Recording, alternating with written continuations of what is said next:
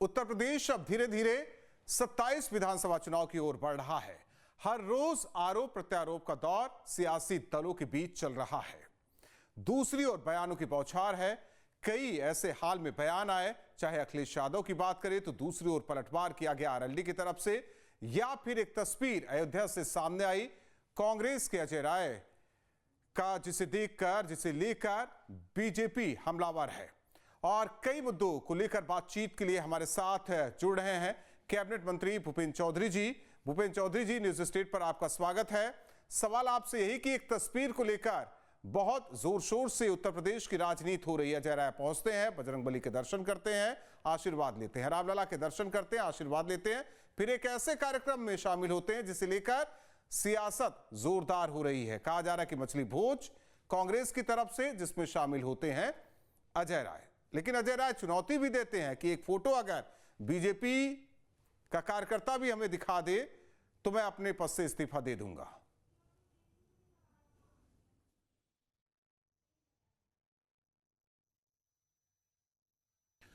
भोजन में क्या खाना है क्या नहीं खाना ये अपनी निजी पसंद है व्यक्ति की, लेकिन जो समय है और स्थान को लेकर ये आपत्तिजनक स्थिति है। आपने देखा होगा कि हमारी सनातन परंपरा में, हमारी हिंदू आस्थाओं में सावन के महीने में और अयोध्या जैसे स्थान पर अगर इस प्रकार का कृत्य होता है तो इसकी निश्चित रूप से जितनी निंदा की जाए कम है। और ये कांग्रेस का जो चरित्र है, दोहरा चरित्र है कांग्रेस का, ये कहीं ना कहीं प्रदर्शित करता है। आप देखेंगे अयोध्या में किस प्रकार से लाखों करोड़ों हिंदुओं की, सनातन को मानने वाले लोगों की आस्था का केंद्र है। और ऐसे आस्था के केंद्र पर और सावन के महीने में अगर मछली भोज होता है और उसमें कांग्रेस के लोग शामिल होते हैं तो ये निश्चित रूप से ये आपत्तिजनक है। इस आपत्ति की बात हम लोगों ने कही है। नहीं, उनका कहना है कि वो तो शामिल हुए, चलिए ठीक है, मैं मान लेता हूं भोज में, लेकिन खाया तो नहीं ना।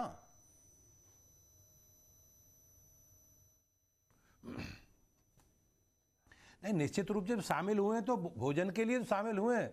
भाई आप कहीं गए हैं, आप भोजन पे कहीं गए हैं तो उसका कोई भोजन पे कोई दर्शन करने थोड़ी गए हैं।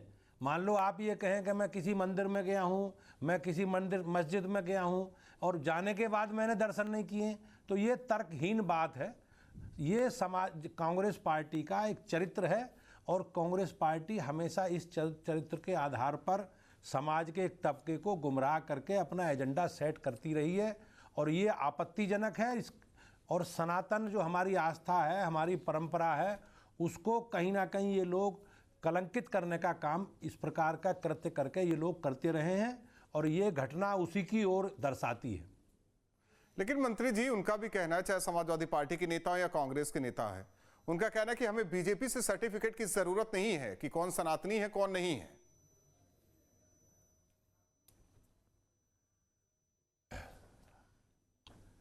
अब कोई सनातनी अयोध्या जैसे स्थान पर, जो हमारे सनातन धर्म के भगवान श्री राम का जन्म स्थान है, और सावन के महीने में अगर वहाँ इस प्रकार का भोज होगा, मछली का भोज होगा, तो मुझे तो लगता नहीं कि कोई सनातनी इस बात को स्वीकार करेगा। ये निश्चित रूप से इनका राजनीतिक एजेंडा है और ये एक समाज के एक तबके का तुष्टीकरण करने के लिए इस प्रकार की कृत्य करते हैं। और हमारी जो सनातन परंपरा है, हमारी जो आस्था है, भगवान श्री राम के जन्म स्थान के प्रति जो करोड़ों लोगों की आस्था है, ये कहीं ना कहीं उसे कलंकित करने का काम कांग्रेस पार्टी ने किया है। मंत्री जी, कुछ दिन पहले समाजवादी पार्टी के अध्यक्ष अखिलेश यादव ने एक बयान दिया था कि चवन्नी को रुपया बनाया, लेकिन उनका कहना है कि हमने नाम नहीं लिया। आपने भी उस पर नाराजगी जाहिर की, आपने मांग की कि अखिलेश यादव माफी मांगे, लेकिन समाजवादी पार्टी के नेता यही कहते हैं कि हमने किसी का नाम तो लिया नहीं।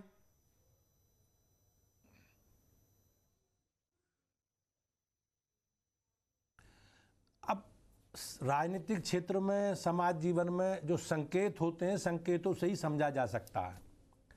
और जिस प्रकार से अखिलेश यादव जी ने आदरणीय चौधरी चरण सिंह जी एक किसान समाज के, खेतीहर समाज के एक बड़े नेता, देश के नेता रहे हैं और देश के प्रधानमंत्री रहे हैं, उत्तर प्रदेश के मुख्यमंत्री रहे हैं और राजनीति के एक बड़े बरगद चौधरी चरण सिंह जी रहे हैं। और अगर अखिलेश यादव जी के पिताजी की बात कहो तो उसी बरगद की छत्र छाया में माननीय मुलायम सिंह जी ने अपनी राजनीतिक यात्रा प्रारंभ की। और कई बार ऐसे अवसर आए कि जिसमें चौधरी चरण सिंह जी ने मुलायम सिंह जी की उस अवसरों को समझते हुए, परिस्थितियों को समझते हुए लीक से हटके उन्हें उनकी मदद की।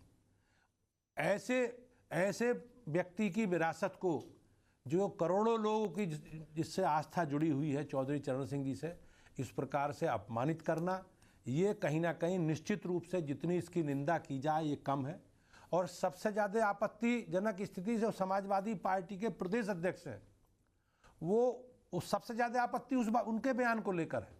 उन्होंने जिस प्रकार का बयान दिया कि एक उपेक्षित समाज था, समाज की मुख्य धारा से हटा हुआ समाज था, हमने उसे ताकत दी है, तो उस समाज की ताकत को समाजवादी पार्टी अच्छे से तक जानती है।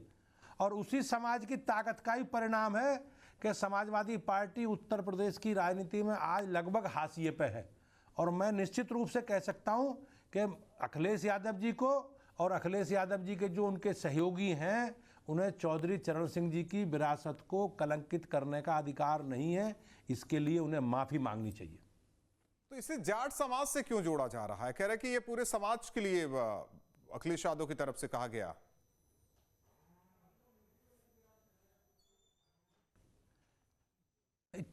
जैसा मैंने कहा, चौधरी चरण सिंह जी की बहुत बड़ी विरासत है और चौधरी चरण सिंह प्रदेश देश के एक बड़े नेता रहे हैं। और इस प्रकार से चौधरी चरण सिंह जी की पार्टी है राष्ट्रीय लोकदल, उन्होंने ही बनाई है। और जिस प्रकार से बिरादरी को लेकर ही कहा गया है, आप जो उनके प्रदेश अध्यक्ष का बयान है उस बयान को आप चलाइए। जिस प्रकार से उन्होंने जाट समाज को इस प्रकार से हाशिए पर पड़ा हुआ समाज कहा है, समाज की मुख्य धारा से हटा हुआ समाज उन्होंने कहा है। और उन्होंने कहा कि हमने किस प्रकार से उन्हें राजनीतिक रूप से स्थापित करने का काम किया, वो पूरा उनका बयान चलाइए, आप उस बयान को देखिए। और वो उस बयान को लेकर घोर आपत्ति है।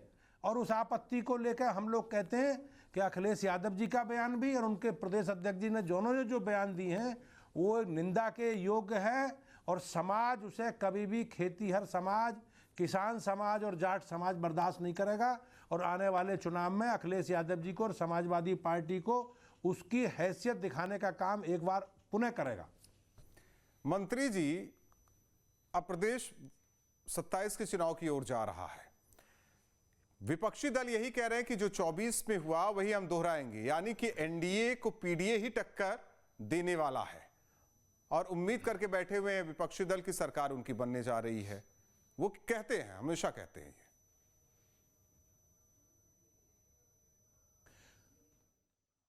नहीं, सपने देखने का अधिकार तो सबको है। आपने देखा होगा, आप भी इसी उत्तर प्रदेश राज्य से हैं, 2022 में भी अखिलेश यादव जी ने पूरा मंत्रिमंडल बना लिया था। लेकिन जब परिणाम आए तो परिणाम जग जाहिर है। आप लोकसभा चुनाव का देखेंगे तो समाज में जिस प्रकार से समाजवादी पार्टी और कांग्रेस पार्टी ने एक नेगेटिव एजेंडा चलाया, समाज में जिस प्रकार से समाज को विभाजित करके उन्होंने अपना राजनीतिक एजेंडा पूरा करने का प्रयास किया, तो ये काठ की हांडी बार बार नहीं चढ़ती। भारतीय जनता पार्टी एक कार्यकर्ताओं के आधार पर चलने वाला संगठन है। हमने उन सब विषयों की समीक्षा की है जिसके कारण परिणाम अपेक्षा के अनुसार नहीं आए। हमने उन सारे विषयों को लेकर आपस में तैयारी की है। और मैं आपसे विश्वास के साथ कह सकता हूं कि हमारा जो एजेंडा है डेवलपमेंट का, विकास का, बिजली का, पानी का, सड़क का, शिक्षा का, स्वास्थ्य का, सुरक्षा का, उस एजेंडे को लेकर जनता के बीच में जाएंगे। हमने जो 10 वर्षों में काम किए हैं उन 10 वर्षों के काम की चर्चा भी करेंगे। और समाजवादी पार्टी की सरकारों के समय जिस प्रकार से 2012 से 17 तक और उससे पहले भी माननीय मुलायम सिंह जी के नेतृत्व की चलने वाली सरकारों में अराजकता, गुंडागर्दी, बेईमानी, भ्रष्टाचार, सरकारी नौकरियों में भर्तियों में किस प्रकार से सफाई की भूमिका होती थी, सूची कहां से आती थी, ये सब विषयों पर और पूरा प्रदेश दंगाइयों के हवाले था। सरकारें दंगाइयों के साथ खड़ी थीं। और अभी आपने देखा होगा अखिलेश यादव जी के चाचा जी वरिष्ठ नेता शिवपाल जी समाजवादी पार्टी के आजम खां से मिलने गए रामपुर, और आजम खां के ऊपर 100 से अधिक मुकदमे दर्ज हैं। 8 मुकदमों में सजा हो चुकी है, मुजफ्फरनगर दंगों के सबसे बड़े वो खलनायक हैं, उन्हें गृह मंत्री बनाने की बात कर रहे हैं। तो आप जानते होंगे इनकी कानून के व्यवस्था में, देश की न्यायपालिका में समाजवादी पार्टी को कितना विश्वास है, ये इस प्रकार के बयानबाजों से जग जाहिर है। इन सब विषयों को लेकर हमारा भारतीय जनता पार्टी का एक कार्यकर्ता योगी जी के नेतृत्व में पूरी ताकत के साथ चुनाव में हम लोग जाएंगे। अच्छा, कुछ दिन पहले अखिलेश यादव ने एक ट्वीट भी किया था, वो आपके एनडीए सहयोगी को सीट भी दे रहे थे, कह रहे कि अब दबाव की राजनीति चल रही है सरकार में, यानी कि जो एनडीए के सहयोगी दल हैं उनको इतनी सीट, सभी को करीब 162 सीट का बंटवारा उन्होंने कर दिया था। लेकिन जब उनसे पूछा जाता है कि आप अपने इंडी गठबंधन का हाल बता दीजिए, तो कहते हैं कि हम लोग मिल बैठकर बात कर लेंगे।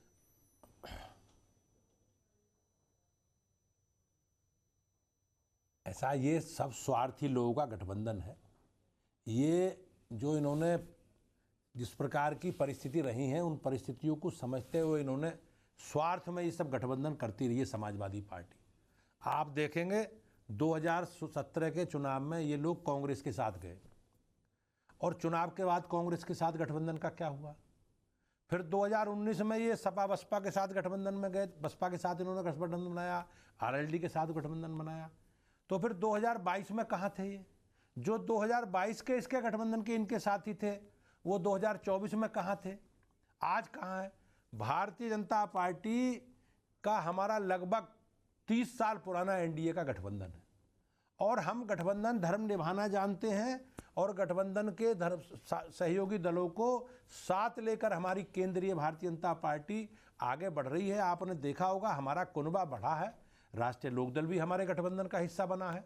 हमारे लिए एक बहुत आनंद देने वाला क्षण है, हमने उसका स्वागत किया है।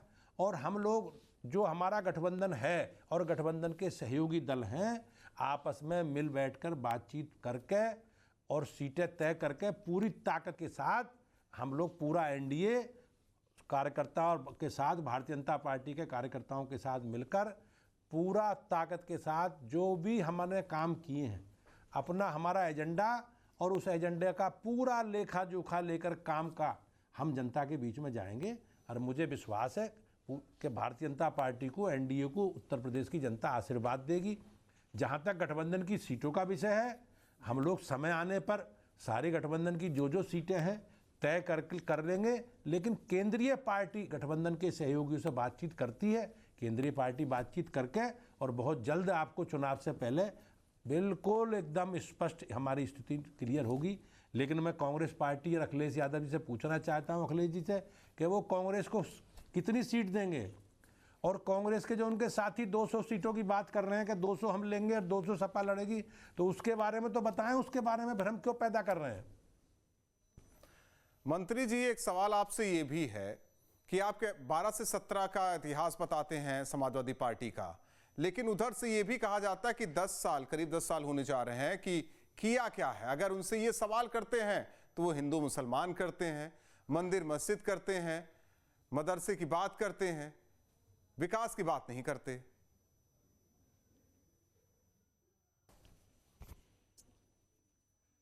हमने जितने भी हमारे चुनाव हुए हैं या आगे भी चुनाव हमारा, वो भविष्य में हम आपसे कह रहे हैं कि हम 10 वर्षों में जो काम सरकार ने किए हैं, हमने जो 12-13 वर्षों में केंद्र की सरकार ने हमारी काम किए हैं, हमारी डबल इंजन की सरकारों ने काम किए हैं, हम उस कामों का लेखा जोखा लेकर बीच में जाएंगे। आप देखेंगे बिजली 4 जिलों को मिलती थी, बिजली के वितरण में वीआईपी कल्चर लागू था। आपको पता है बिजली आजम खां के जिले रामपुर को मिलती थी, मुलायम सिंह जी के जिले इटावा को मिलती थी, सोनिया गांधी राहुल गांधी जी के जिले रायबरेली अमेठी को मिलती थी। पूरे प्रदेश को बिजली नहीं मिलती थी जी। आज हमारी सरकार ने एक निर्धारित रोस्टर बनाकर बिजली के वितरण की पारदर्शी व्यवस्था लागू की है पूरे प्रदेश में। और मैं कह सकता हूं कि उसी व्यवस्था के तहत हम लोग किसानों को भी बिजली दे रहे हैं, ग्रामीण शहरी क्षेत्रों को भी बिजली दे रहे हैं और फ्री किसानों को बिजली दे रहे हैं, ये सरकार की एक बड़ी उपलब्धि है। और मैं आप लोगों के माध्यम से प्रदेश की जनता को बताना चाहता हूं कि आज कोई भी किसान ग्रामीण क्षेत्रों में ऐसा नहीं है जिसके पास बिजली का कनेक्शन हो और वो डीजल के पंपिंग सेट से सिंचाई करता हो। आज गन्ने की अगर बात करोगे, किसानों की बात करोगे, तो गन्ने की में हमारी सरकार ने, आप समझ लो, केन एक्ट के अनुसार अधिकांश शुगर मिलें गन्ने के भुगतान की व्यवस्था सुनिश्चित कर रही हैं। शुगर मिल समय से चल रही हैं, शुगर मिल समय से बंद हो रही हैं, और पुरानी सरकारों में शुगर मिल बेची जा रही थी। आज जितने भी हमारे चाहे सड़कें हों, आज उत्तर प्रदेश पूरे देश में सबसे ज़्यादा एक्सप्रेस वे वाला सड़क राज्य है। आज चाहे जिला संपर्क मार्ग हो, एक्सप्रेस वे हो, हाईवे हो, हमने बेहतर कनेक्टिविटी दी है उत्तर प्रदेश में। आप शिक्षा के क्षेत्र की बात करोगे तो हमारे आने से पहले केवल 12 कमिश्नरियों में सरकारी मेडिकल कॉलेज थे। आज कोई भी उत्तर प्रदेश में जिला कमिश्नरी मुख्यालय ऐसा नहीं है जहां सरकारी मेडिकल कॉलेज ना हो। उत्तर प्रदेश सरकार ने स्वास्थ्य के क्षेत्र में बहुत अच्छा काम किया है। आप देखेंगे स्वास्थ्य के क्षेत्र में सभी जिलों में मेडिकल कॉलेज हों। योगी जी इस पर काम कर रहे हैं और मुझे कहते हुए गर्व होता है कि कुछ जिले बचे हैं जिनमें मेडिकल कॉलेज नहीं है। लेकिन पुरानी सरकारों के समय कितने मेडिकल कॉलेज थे, उससे दुगने मेडिकल कॉलेज आज हमारी सरकार में बने हैं और आज काम कर रहे हैं, देश प्रदेश की हमारे बेहतर स्वास्थ्य व्यवस्था को आगे बढ़ा रहे हैं। तो हम लोगों ने जो काम किए हैं, और निश्चित रूप से जो हमारी विरासत है, हमारी परंपरा है, हमारी संस्कृति है, हम उसे लेकर आगे बढ़े हैं। ये हमारा कमिटमेंट भी था। हमने अयोध्या में भगवान श्री राम के जन्म स्थान पर माननीय सुप्रीम कोर्ट के आदेश पर भव्य राम मंदिर बनवाया है। हम कहेंगे निश्चित रूप से, और हम लोग ये भी कहेंगे कि कांग्रेस के लोग किस प्रकार से, समाजवादी पार्टी के लोग और कांग्रेस पार्टी के लोग राम मंदिर भगवान श्री राम के स्थान पर ना बने, उसके लिए बाधा बनते थे, हमेशा बनते थे। सरकार ने, कांग्रेस पार्टी ने हमेशा सुप्रीम कोर्ट को गुमराह करने का काम किया। आपने देखा होगा समाजवादी पार्टी ने, मुलायम सिंह जी की सरकार ने, आपने कार सेवकों पर, निहत्थे कार सेवकों पर किस प्रकार से नरसंहार करने का काम किया। तो आज अयोध्या भी अगर आप देखेंगे तो अयोध्या के साथ साथ आज उत्तर प्रदेश में सबसे अधिक धार्मिक पर्यटन वाला स्थान उत्तर प्रदेश है। सबसे ज़्यादा धार्मिक पर्यटन के लिए यात्री हमारे लोग उत्तर प्रदेश में आते हैं। ये हमारे लिए गर्व की बात है। तो आज मैं निश्चित रूप से कह सकता हूँ, डेवलपमेंट हमारा मुद्दा है, अपनी सरकार के कामकाज का लेखा जोखा हमारा मुद्दा है, हम उसे लेकर बीच में जाएंगे। लेकिन समाजवादी पार्टी और कांग्रेस पार्टी देश में जाति के नाम पे, भाषा के नाम पे, क्षेत्र के नाम पे लोगों को गुमराह कर रही है, भड़काने का काम कर रही है, प्रदेश में अराजकता पैदा करने का काम कर रही है। इसे हमें सबको सावधान रहना है, और इस एजेंडे को जनता समझ भी चुकी है। इसके लिए कोई भूमिका उनकी बची नहीं है। बहुत बहुत धन्यवाद मंत्री जी, न्यूज स्टेट के साथ जुड़ने के लिए और सवाल का जवाब देने के लिए। चाहे धन्यवाद भाई साहब, आपका बहुत दौरा हो और वहां मछली भोज का आयोजन, इसे लेकर सवाल किया गया। उन्होंने साफ कहा कि आप सनातनी हैं, मंदिर दर्शन करते, तो इस भोज में शामिल होने की जरूरत क्या थी। चाहे चौनी वाला बयान हो जिस पर एक बार फिर भूपेंद्र चौधरी कैबिनेट मंत्री ने अखिलेश यादव से कहा है कि वो इस समाज से माफी मांगे, और दूसरी ओर जिस तरीके से विपक्ष ये लगातार कहता रहा है कि हमारा हिसाब तो लेते रहे हैं लेकिन 10 साल का हिसाब नहीं देते, आज कैबिनेट मंत्री ने भी हिसाब दिया है और कहा है कि विपक्ष से सावधान रहने की जरूरत है।